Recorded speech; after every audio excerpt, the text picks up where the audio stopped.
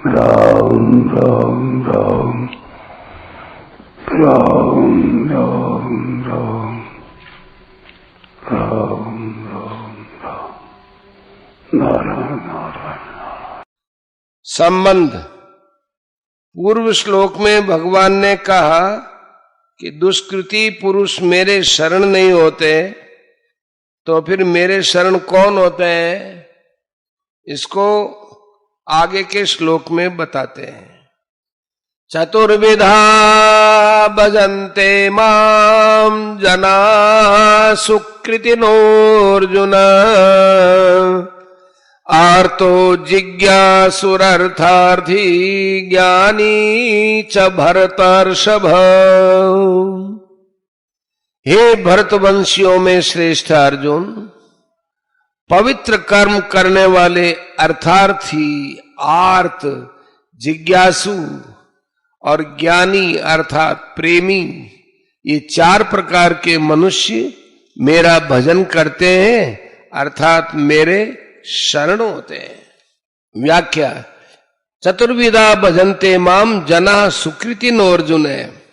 सुकृति पवित्रात्मा मनुष्य अर्थात भगवत संबंधी काम करने वाले मनुष्य चार प्रकार के होते हैं। ये चारों मनुष्य मेरा भजन करते हैं, ये स्वयं मेरे शरण होते हैं। पूर्व श्लोक में दुष्कृतिन पद से भगवान में न लगने वाले मनुष्यों की बात कही। अब यहां सुकृतिन पद से भगवान में लगने वाले मनुष्यों की बात कहते हैं। ये सुकृति मनुष्य शास्त्रीय सकाम पुण्य कर्म करने वाले नहीं है, प्रत्युत भगवान से अपना संबंध जोड़कर भगवत संबंधी कर्म करने वाले हैं। सुकृति मनुष्य दो प्रकार के होते हैं। एक तो यज्ञ दान तप आदि और वर्ण आश्रम के शास्त्रीय कर्म भगवान के लिए करते हैं अथवा उनको भगवान के अर्पण करते हैं। दूसरे भगवान नाम का जप तथा कीर्तन करना, भगवान की लीला सुनना तथा कहना आदि केवल भगवत संबंधी कर्म करते हैं। जिनकी भगवान में रुचि हो गई है वे ही भाग्यशाली हैं, वे श्रेष्ठ हैं और वे ही मनुष्य कहलाने योग्य हैं। वह रुचि चाहे किसी पूर्व पुण्य से हो गई हो, चाहे आफत के समय दूसरों का सहारा छूट जाने से हो गई हो, चाहे किसी विश्वसनीय मनुष्य के द्वारा समय पर धोखा देने से हो गई हो, चाहे सत्संग स्वाध्याय अथवा विचार आदि से हो गई हो, किसी भी कारण से भगवान में रुचि होने से वे सभी सुकृति मनुष्य हैं।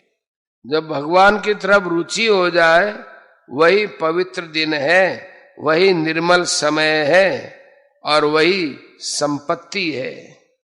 जब भगवान की तरफ रुचि नहीं होती वही काला दिन है, वही विपत्ति है। कह हनुमंत विपति प्रभु सोई, जब तब सुमिरन भजन न होई। सुंदरकांड 30वें दोहे की दूसरी चौपाई। भगवान ने कृपा करके भगवत प्राप्ति रूप जिस उद्देश्य को लेकर जिन्हें मानव शरीर दिया है वे जनाहा, जन कहलाते हैं।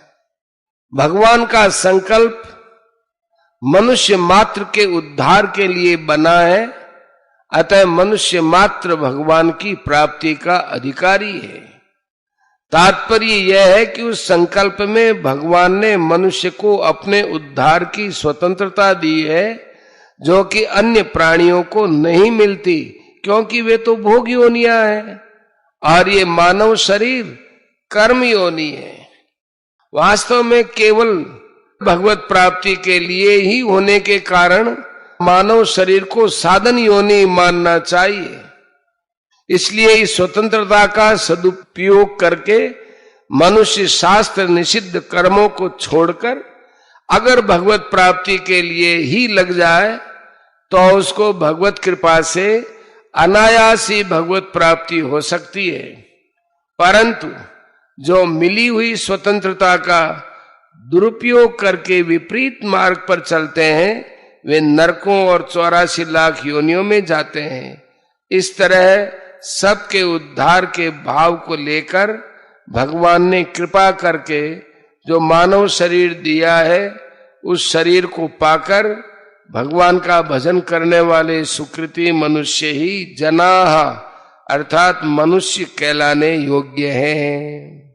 आर्तो जिज्ञासुर अर्थार्थी ज्ञानी च भरतर्षभ है। अर्थार्थी, आर्त, जिज्ञासु और ज्ञानी अर्थात प्रेमी, ये 4 प्रकार के भक्त भगवान का भजन करते हैं अर्थात भगवान के शरण होते हैं। पहला अर्थार्थी भक्त, जिन्हों अपनी न्याय युक्त सुख सुविधा की इच्छा हो जाती है अर्थात धन संपत्ति वैभव आदि की इच्छा हो जाती है, परंतु उसको वे केवल भगवान से ही चाहते हैं, दूसरों से नहीं।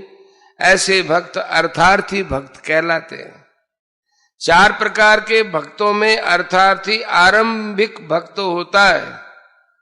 पूर्व संस्कारों से उसकी धन की इच्छा रहती है और वह धन के लिए चेष्टा भी करता है, पर वह समझता है कि भगवान के समान धन की इच्छा पूरी करने वाला दूसरा कोई नहीं है। अतः ऐसा समझकर वह धन प्राप्ति के लिए तत्परता पूर्वक भगवान नाम का जप कीर्तन, भगवत स्वरूप का ध्यान आदि करता है।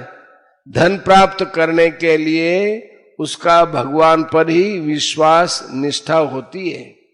जिसको धन की इच्छा तो है, पर प्राप्ति के लिए वह सांसारिक उपायों का सहारा लेता है और कभी धन के लिए भगवान को भी याद कर लेता है।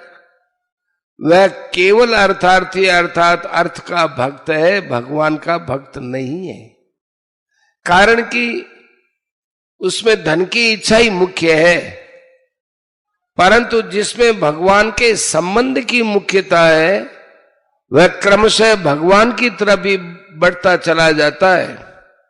भगवान में लगे रहने से उसकी धन की इच्छा बहुत कम हो जाती है और समय पाकर मिट भी जाती है।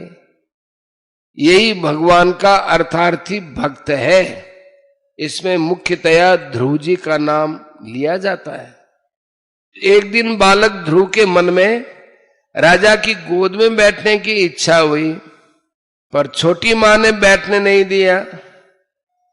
उसने ध्रुव से कहा कि तू भजन नहीं किया है, तू अभागा है और अभागिन के यहां ही तूने जन्म लिया है, अतः तू राजा की गोद में बैठने का अधिकारी नहीं है।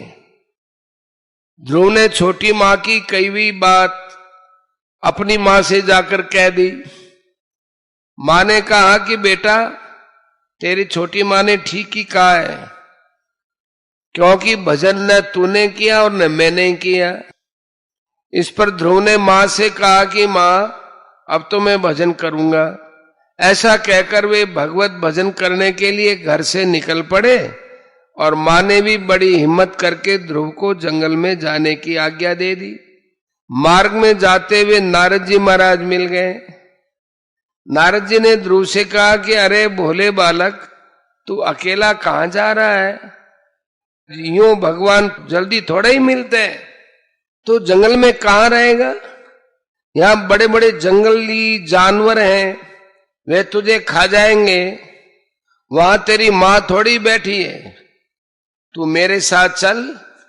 राजा मेरी बात मानते हैं, मैं तेरा और तेरी मां का प्रबंध करवा दूंगा। नारद जी की बातों को सुनकर ध्रुव की भगवत भजन में और दृढ़ता हो गई कि देखो, भगवान की तरफ चलने से नारद जी भी इतनी बात कहते हैं, अब ये मुझे घर में चलने के लिए कहते हैं, पर पहले ये कहां गए थे? ध्रुव जी ने नारद जी से कहा, महाराज मैं तो अब भगवान का भजन ही करूंगा। ध्रुव का ऐसा अटल निश्चय देखकर नारद जी ने उनको द्वादशाक्षर मंत्र दिया ओम नमो भगवते वासुदेवाय। और चतुर्भुज भगवान विष्णु का ध्यान बताकर मधुवन में जाकर भजन करने की आज्ञा दी।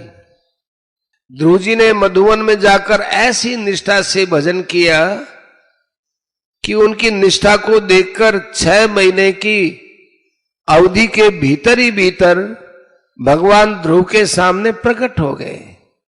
भगवान ने ध्रुव जी को राजगद्दी का वरदान दिया, पर इस वरदान से ध्रुव जी विशेष राजी नहीं हुए।